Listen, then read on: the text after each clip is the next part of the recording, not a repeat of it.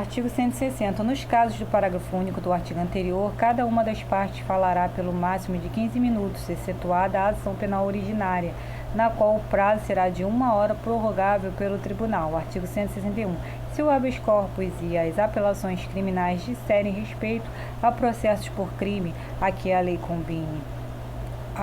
comine pena de reclusão, o prazo será de 20 minutos. Parágrafo 1º. O procurador de justiça terá prazo igual ao das partes. Parágrafo 2º. Se houver litisconsorte não representados pelo mesmo advogado, o prazo será contado em dobro e dividido igualmente entre os do mesmo grupo, se diversamente não convencionarem estes entre si, com prévia notificação ao presidente da sessão. Parágrafo 3º. Intervindo o terceiro para excluir autor e réu, terá prazo próprio para falar igual ao das partes.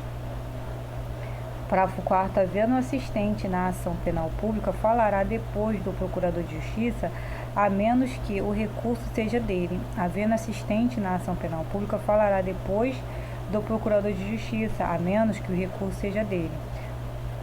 Parágrafo 5º. O procurador de justiça falará depois do autor da ação penal privada. Parágrafo 6º. Se em ação penal houver recurso de corréus em posições antagônicas, cada grupo terá prazo completo para falar.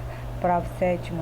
Nos processos criminais havendo corréus que sejam coautores, se não tiverem o mesmo defensor, o prazo será contado em dobro e dividido igualmente entre os defensores, salvo se convencionarem outra divisão do tempo.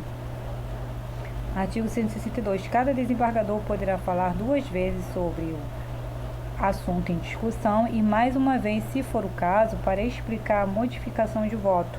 Parágrafo 1º. Nenhum desembargador falará sem que o presidente lhe conceda a palavra, nem interromperá o que deste estiver fazendo uso. Parágrafo 2º. A taquigrafia apanhará os votos proferidos no julgamento, somente registrando qualquer outra discussão, aditamento ou explicação de voto por solicitação do desembargador. Artigo 163.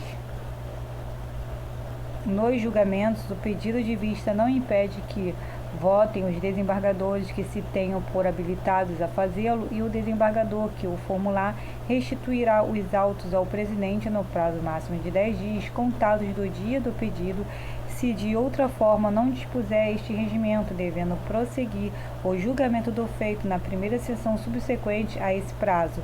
Parágrafo 1º. A não devolução do processo dentro do prazo, após comunicação da secretaria correspondente, autorizará o presidente do plenário da secção ou da Câmara Únicas a solicitá-lo, observando no que se fizer necessário as providências previstas no artigo 940, parágrafo 1º e 2º do Código de Processo Civil, podendo convocar substituto, segundo a ordem de antiguidade dos membros do órgão, para proferir voto em substituição, preferencialmente na mesma sessão de julgamento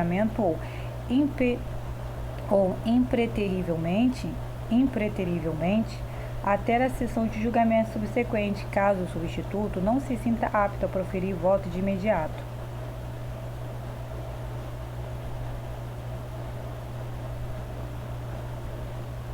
Parágrafo 2º. O julgamento que tiver sido iniciado prosseguirá, computando-se os votos já proferidos pelos desembargadores, mesmo que não compareçam ou hajam deixado o exercício do cargo, e ainda que o desembargador afastado seja o relator. Parágrafo 3º.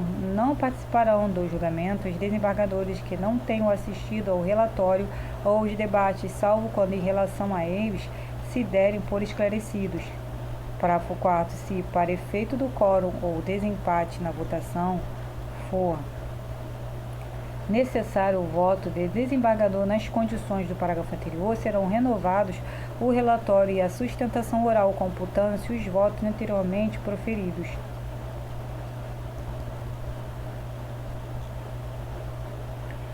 Artigo 164. Concluído o debate oral, o presidente tomará os votos do relator, do revisor, se houver, e os dos outros desembargadores que se lhes seguirem na ordem de antiguidade decrescente, seguindo-se ao desembargador mais moderno ou mais antigo. Parágrafo 1º. Encerrada a votação, o presidente proclamará a decisão. Parágrafo 2º. Se o relator for vencido, ficará designado o primeiro desembargador que tiver proferido o voto prevalecente para redigir o acórdão. Parágrafo 3º. O acórdão será transcrito por meios mecânicos ou eletrônicos. Se tiver mais de uma folha, o relator assinará a primeira e rubricará as demais. Parágrafo 4º. O acórdão será transcrito por meios mecânicos ou eletrônicos. Se tiver mais de uma folha, o relator assinará a primeira e rubricará as demais. Artigo 164-A. Quando o resultado de apelação civil não for unânime, o julgamento terá prosseguimento em sessão a ser designada com a presença de outros julgadores que serão convocados pelo presidente da Câmara Única segundo a ordem decrescente de antiguidade em número suficiente para garantir a possibilidade de inversão do resultado inicial, assegurado às partes e a eventuais terceiros o direito de sustentar oralmente suas razões perante os novos julgadores. Parágrafo 1º. Sendo possível o prosseguimento do julgamento, dar-se-á na mesma sessão, colhendo-se de imediato os votos de outros 2 julgadores que porventura compõem a Câmara Única, dispensando-se a sustentação oral prevista no caput, na hipótese de os novos julgadores terem se feito presentes desde o início da sessão. Parágrafo 2º. Os julgadores que já tiverem votado poderão rever seus votos por ocasião do prosseguimento do julgamento. Parágrafo 3º. A técnica de julgamento prevista neste artigo aplica-se, além das hipóteses previstas no artigo 942 e seguinte do Código de Processo Civil, ao julgamento não unânime proferido em: Inciso 1. A ação rescisória afeta a competência da secção única quando o resultado for a rescisão da sentença ou acórdão, devendo, nesse caso, seu prosseguimento ocorrer no Tribunal Pleno. Inciso 2. Agravo de instrumento quando houver reforma da decisão que julgar parcialmente o mérito. Parágrafo 4º. Não se aplica o disposto neste artigo ao julgamento. Inciso 1. Do incidente de assunção de competência e ao de resolução de demandas repetitivas. Inciso 2. Da remessa necessária. Inciso 3. Não unânime proferido pelo plenário. Artigo 165. As questões preliminares serão julgadas antes do mérito deste, não se conhecendo-se incompatível com a decisão daquelas. Parágrafo 1º revogado. Parágrafo 2º. Não sendo acolhida a preliminar, o relator fará então um relatório, prosseguindo-se no julgamento.